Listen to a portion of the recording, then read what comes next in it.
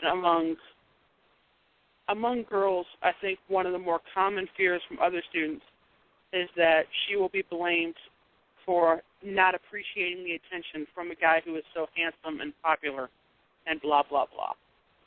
Among guys, among male students, that fear is from students and from teachers, because the prevailing belief is that guys are supposed to just appreciate these things and be macho and untouchable.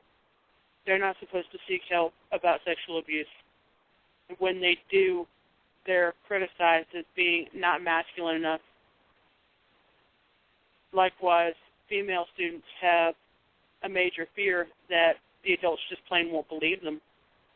All in all, yes, I think both male and female students are too afraid to seek out help from teachers or from other students, because there's ample experience to prove that it would be a mistake, when what we should be teaching kids and teens is that they can trust the adults, and then showing them how and why they can trust adults instead of just telling them and expecting them to, believe it when all the evidence is to the contrary. Yeah, that's true. That's true. It's like whole mentality has to be changed.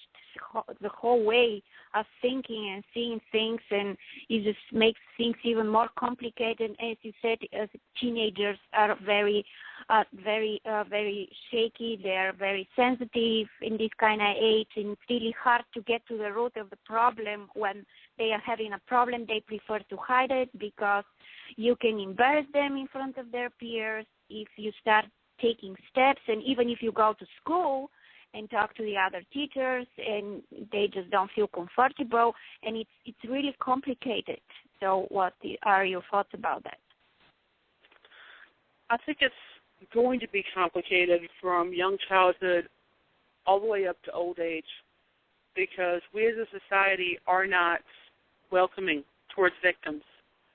We blame victims, criticize victims, advise people on how they can avoid becoming victims, but we poo-poo the offense itself, minimizing it in every way possible, every chance we get, and sympathize with the perpetrator.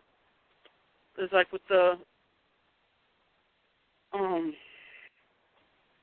sorry, I briefly forgot what it was called, but there was the rape case among teenagers that hit the news several months to a year ago, where there were football players that attacked, I think possibly drugged, and raped a teenage girl while they were at a party, and videotaped the whole thing and posted it on the internet. Because they were football players, the chief focus was on how those poor boys were going to lose their chance at a great career and their lives were going to be ruined, and this and that. And then a new story came out not too long later on how to avoid getting caught after committing sexual abuse. The whole focus on that story was on not posting the story, not videotaping it and posting it on the internet.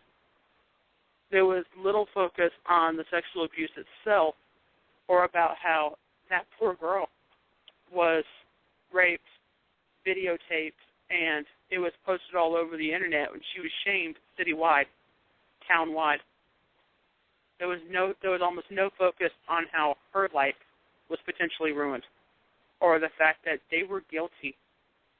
She didn't ask them to violate her and videotape it so that she could post about it all over the internet and go file a lawsuit against them. They violated her on their own. But we as a society put the focus on her and how she was wrong and how they were somehow the victims. Consequently, I think it's only natural that people of all ages would fear taking action against their abusers, because they know inherently that they will be blamed and criticized. Somebody will find something wrong with how they responded, what they look like, how they dressed, what they were doing at the time. And the perpetrators will be brushed off or sympathized with because their lives are going to be ruined by this lawsuit.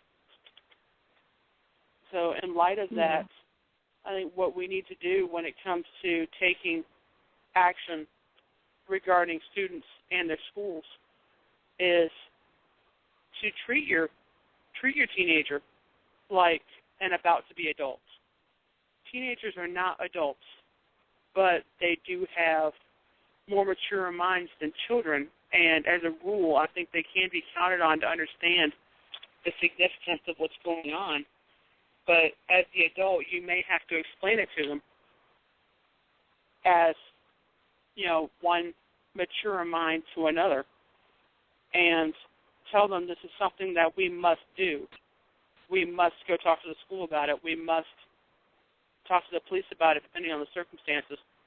We must make sure it stops because it's wrong, it's illegal, and the teenager has a right to go to school and be safe and feel safe, and has a right to go through life without fear of being helpless to handle abuse and without fear of abuse itself.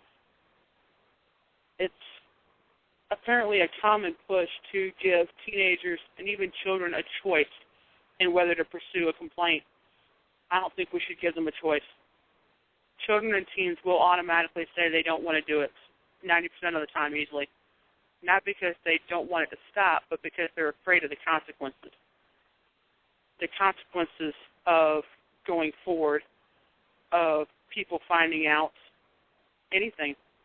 Consequently, the abuse will continue, and they'll hate the outcome of that just as much as they would if they'd gone forward and might have suffered consequences as a result. We as the adults need to tell a child or a teen, this is what we have to do, and I'm going to go with you to talk to the principal about it. I'm going to protect you. I'm going to back you. I'm going to support you. And as a backup to that one, in combination with that lesson, we need to teach kids and teens what they need to do when we're not around. That would go a very long way to empowering boys and girls as victims and potential victims of abuse to know that not only is it necessary to pursue a complaint, but that they can count on you to support them 100% of the way. That step by step, right behind them, not somewhere else where they can reach you if necessary, but actually with you. Yeah. I think the missing thing is compassion in people, and they don't care other people. That's what I'm looking. Love is missing also between people, and this has to be corrected before we move further in changing this kind of abuse against girls and the way you treat others. And sometimes, I don't know, the problem is they see, for example, how they parents interact between each other in families where probably this kind of thing is going on, and some boys think this is okay to treat a girl like this. And I think this is a huge problem right now. And like authors who write books about abuse, they always get attacked by somebody, or bullied online, or they find it funny if they write their story. And I had so many guests sharing this kind of stories.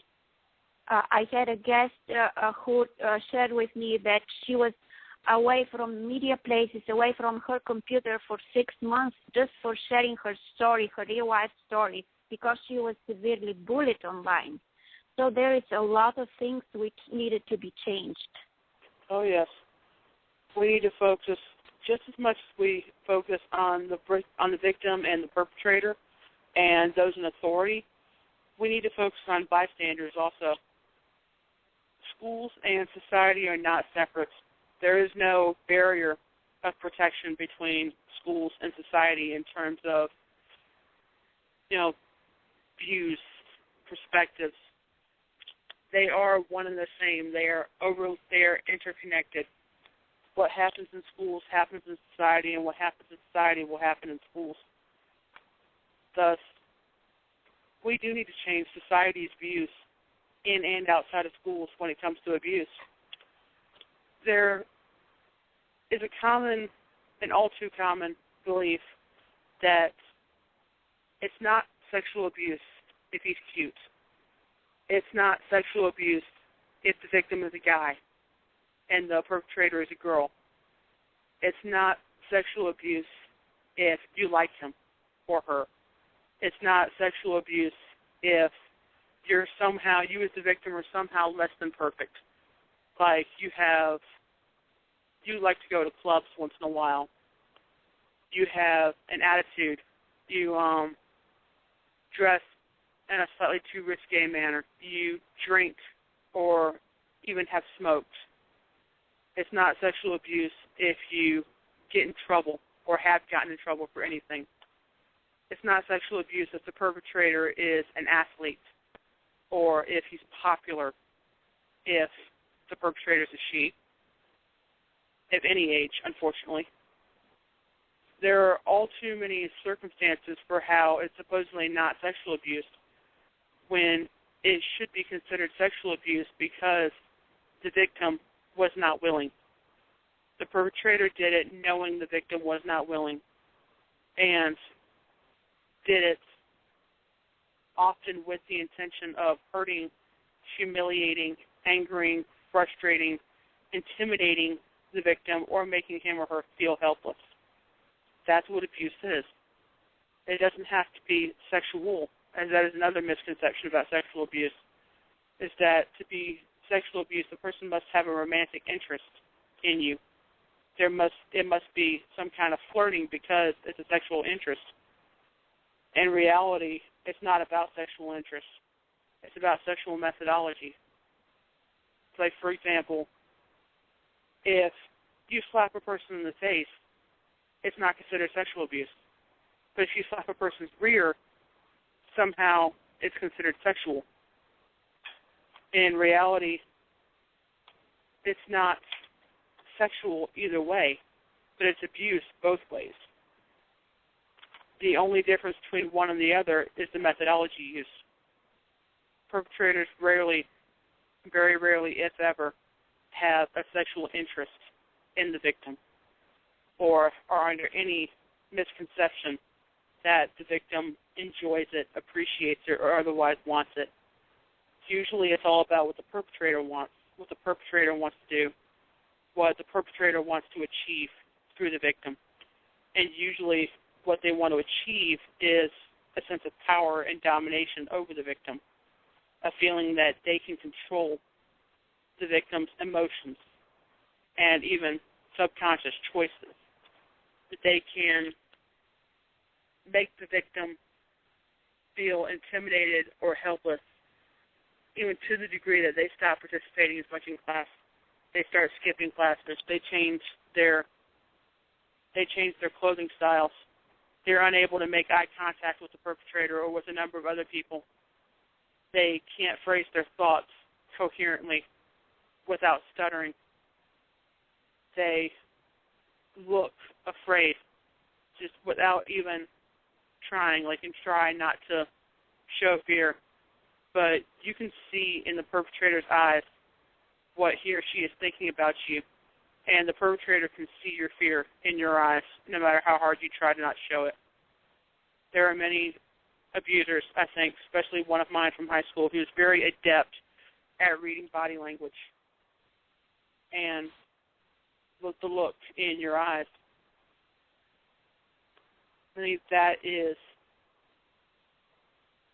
what we need to change when it comes to how we view sexual abuse. Sexual abuse is not sexual, it's abuse. Yeah, that's true. And I'm sure the classmates and the teacher are aware of what's going on in the class because they observe all the time and they know what's going on. And probably the teacher should be the ones who should take the initiative and go and talk to the student because you can see the interactions and you can see what's going on. And I think if the teacher step in and talk to the student,